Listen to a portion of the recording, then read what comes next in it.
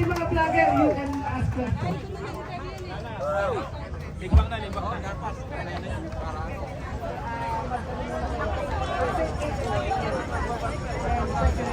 Okay. Daming mga camera. So, magandang hapon sa ating lahat. Salamat po noon sa pag-imbita sa mga bayan dito sa pagtitimpo na pinauunahan ng Bunyog Party List. At syempre, nakita rin natin dito yung pagdalo, no? At iba pang mga organisasyon. Ito mga vloggers natin na narito na talagang sumusuporta sa impeachment ni Sara Duterte. Resolve pa tayo na impeach Sara Duterte? Yes! Okay. Alam niyo po, more than a month na nang mag-endorse tayo ng impeachment ni Sara Duterte sa House of Representatives. At hanggang ngayon ay hindi pa rin siya kumikilos. Tama ba? Hindi pa rin ito na-endorse doon sa Speaker's Office kasi ganito po yung magiging, magiging proseso. Pag na-verify na yung endorsement, yung impeachment, may tatlo na. May tatlo na kasi, no, na impeachment complaint. Ang pinakahuli ay yung December 19. Yung una, December 2, December 4. Ito, ay kapag ito po ay na-validate na, na-bet na, na-verify na yung impeachment, yung mga impeachment complaints, dapat ito ay dalhin na kay Speaker, no, ng Secretary General. As Speaker naman, dahil tatlo yung impeachment, i-endorse ito doon sa Committee on Justice. At Committee on Justice, sila rin magko-consolidate ng impeachment complaint. Pero ang problema natin, ano po yung problema natin? Well, kung panahon po, hindi ko po masasabi na kulang sa panahon. Imagine naman yun, December pa natin yun, ibinigay.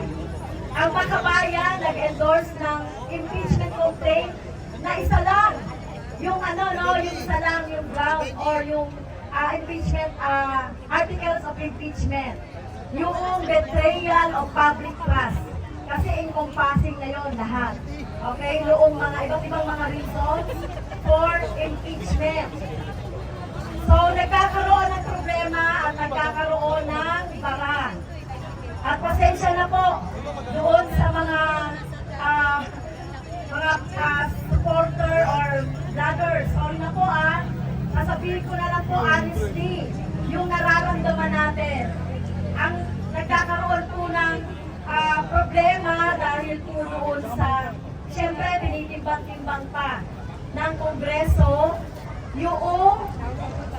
yung bilang sa Senate. Kung makakakuha tayo ng enough na number, 2/3 yun, 16, para ma-convict si Sara Duterte doon sa mga allegations sa impeachment.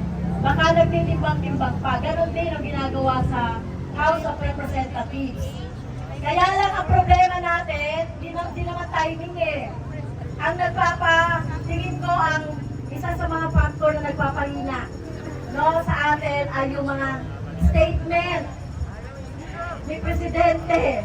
Sorry po kasi sinasabi ni Presidente ay hindi daw napapanahon ang impeachment. Payag ba tayo dito? Yeah! Ang pagpapanagot ay walang panahon. Hindi nga sila gumagawa sila ng kasamaan o gumagawa sila ng anomalya sa ating pondo. May panahon ba yan? Every day nagkakaroon ng mga anomalya sa ating gobyerno. So walang panahon yan. Kaya ang pagpapalagot po natin kay Sara Duterte ay wala po sa sinasabing panahon. Kung gugustuhin, talagang mangyayari po. Itong impeachment na ito. At sana na lang po, sana po ay ang hamon ko po sa ating mga mamamayan. Pumunta po tayo sa lahat ng ating mga binotong mga kongresista. Alam niyo po ba kung sino mga binoto niyong kongresista ngayon? Siyempre! Nakaupo. Kailangan po natin ng ng lakas ng mamamayan, ng convincing power ng mamamayan. mamamayan. Anyway, ang boto po nitong mga kongresista na to ay nanggaling sa inyo, tama ba? Nanggaling at dapat pakinggan po ng mga kongresista ang gusto ng ating mga mamamayan. Natakot ba tayo sa rally ng isang religious sect? Natakot ba tayo sa sinasabi nilang kuno-kuno na 2 billion o 1.5 billion? Natakot ba tayo doon? Dahil minority lang yun, mas marami. Ang gusto ng impeachment, tama ba? Okay. So, ito po mga pagkilos natin. Ilan lang ito sa mga sunod-sunod. Alam ko, noong January 16, nakita natin, di ba, nagkaroon ng misa. Yung mga tatlong